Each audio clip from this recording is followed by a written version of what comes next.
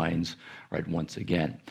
But behind all of that, there was a philosophical revolution. When you take your courses in the history of philosophy, they will say the father of modern philosophy is, and then there's a little bit of controversy here.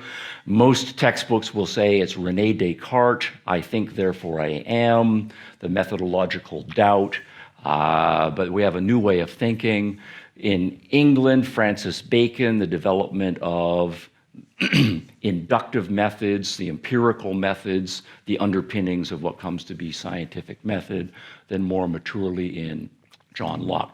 Now, what makes all of these guys modern? They disagree with each other, and so we have internal debates in philosophy. But all of them, over the course of the early part of the 1600s, are arguing against entrenched authority that had said, if you want to know the truth, if you want to know the way the world works, what you need to do is appeal to either Scripture.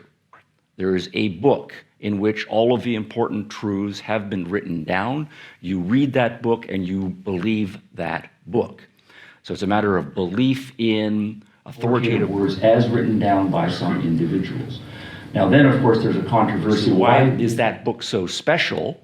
And then the claim will be that it was delivered to certain prophets, special individuals, 2,500, 2,800 years ago, whom God spoke to directly, and they wrote that down. And so the authority of this is not your own awareness sensorially of the facts or your own ability to process the arguments rationally, but trust or faith in what was said to be delivered to some individuals many years ago.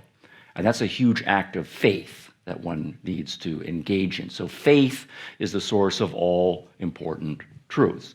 Now, this book, of course, is very important. Can we just let anybody read the book for themselves and figure out what it means? The other wing wants to then say the book is very important, but the book needs to be translated by and interpreted by people who are specially authorized to translate and interpret the book. And so you shouldn't try to figure it out for yourself. Rather, you should appeal to an institution that has specially trained interpreters of the book, and you should take on faith what they say the book means.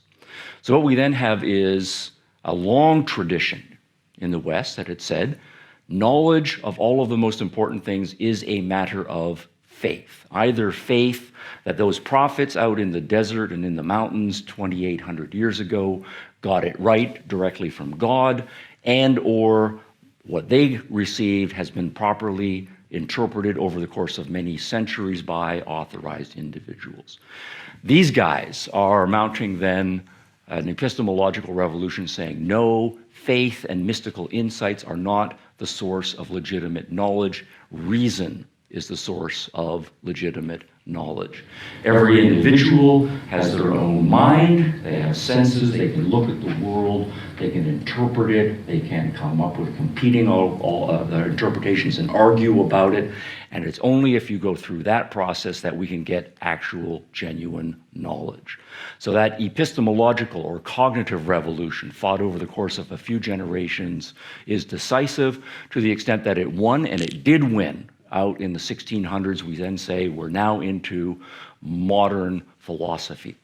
And it's then not an accident in the 1600s that we then get the development of modern science also starting to happen in the mid to late 1600s, because science can't happen, right, with its important attention to observation, interpretation, argumentation, and so forth, unless you say reason matters a lot, and that's how we're going to do it.